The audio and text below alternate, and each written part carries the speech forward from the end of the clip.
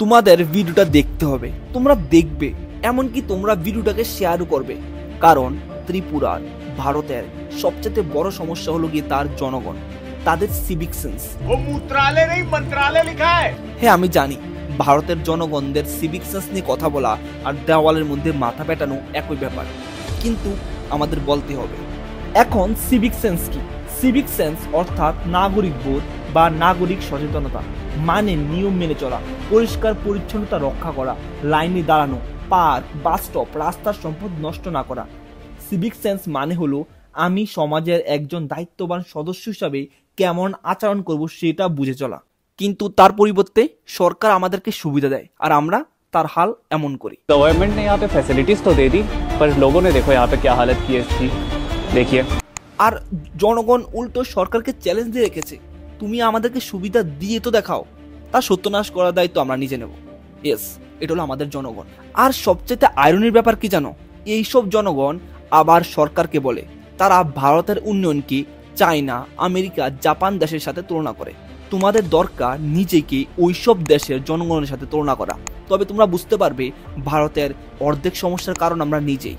আর কিছু অসম্ভব লেভেলের আর্টিস্ট থাকে যারা গুটকা খেয়ে তোমার যে কোনো জায়গায় তারা আর্ট শুরু করে দেয়।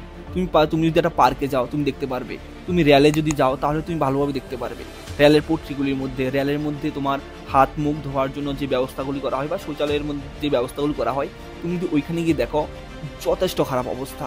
এইসব আর্টিস্টদের তারা কবে বুঝবে আমি জানি না। পাবলিক প্লেসের মধ্যে, পাবলিক বাহনের মধ্যে সিগারেট বা তোমার বিড়ি খাওয়া, এগুলি আসলে খুবই একটি অশিক্ষিত লেভেলের জিনিস। আমি এতটা হার্শ ওয়ার্ড ব্যবহার করতে হচ্ছে। দেখো, আমি তোমাদের এটা সাজেশন দিচ্ছি না তুমি সিগারেট খাবি কিনা, তুমি গুটখা খাবি কিনা, তুমি তাদেরকে বর্জন করবে কিনা, এটা সম্পূর্ণ তোমার কল, তোমার লাইফ, তোমার রেসপন্সিবিলিটি। কিন্তু তোমার এটাও রেসপন্সিবিলিটি অ্যাটলিস্ট তুমি তোমার কার্যের মাধ্যমে সরকারি কোনো জিনিসকে, সরকারি কোনো সুবিধাকে, এমনকি পাবলিক প্লেসকে নষ্ট করবে না। এটা তোমার রেসপন্সিবিলিটি, এটা তোমার সিভিক সেন্স, আর এটাই সিভিক সেন্স। একজন ভারতীয় হিসাবে এই কথাটি শুনলে খারাপ লাগবে যে ভারত একমাত্র দেশ যেটি সিভিক সেন্সের হিসাবে তোমার প্রগ্রেস তো আর হচ্ছে না, কিন্তু ব্যাকওয়ার্ডে নিশ্চয় চলে যাচ্ছে। অ্যান্ড ভারতের মধ্যে বেশি সংখ্যক মানুষ ধর্মের নামে অন্ধ হয়ে যাচ্ছে আর তাদের মনুষ্যত্বতা হারিয়ে যাচ্ছে।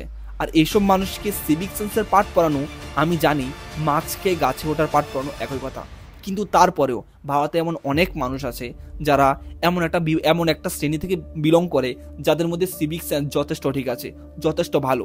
আমি বলছি না আমি পারফেক্ট, আমিও আমার মধ্যে সিভিক সেন্স যথেষ্ট ঠিক আছে এবং আমি তা ইমপ্রুভ করার চেষ্টা করবো ডে বাই ডে।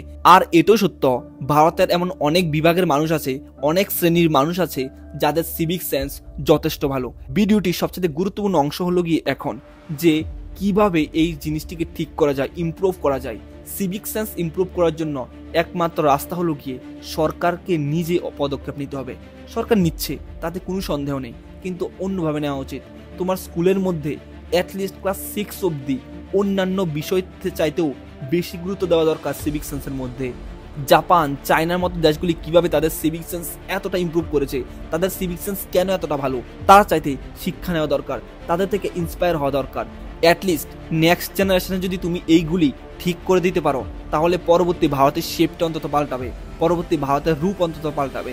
এটাও সত্য। দেখো, যদি তোমার মনে হয় পাড়ার প্রতিবেশীরা, তোমার ছোট ভাই বোনেরা তোমাকে একটু গুরুত্ব দেয়, তাহলে তুমি অ্যাটলিস্ট এই ভিডিওটাকে শেয়ার করো, কারণ তোমার মতো মানুষের প্রয়োজন, ঠিক আছে? অ্যান্ড তুমি যদি শেয়ার করো এবং তোমার থেকে দেখে অন্যান্য যারা ইনফ্লুয়েন্সিয়াল ব্যক্তি তারা যদি শেয়ার করে, এমনকি ভারতীয় সরকারের, এমনকি ত্রিপুরা সরকারের মানুষরা যদি একটু শেয়ার করে, তাহলে এই জিনিসটি সবচেয়ে গুরুত্বপূর্ণ হয়ে দাঁড়াবে।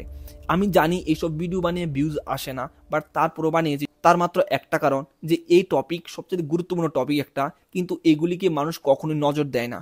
সো দ্যাটস হোয়াই আমি এই ভিডিওটি বানিয়েছি। সো দেখা হচ্ছে পরবর্তী ভিডিওতে। Let's and this video.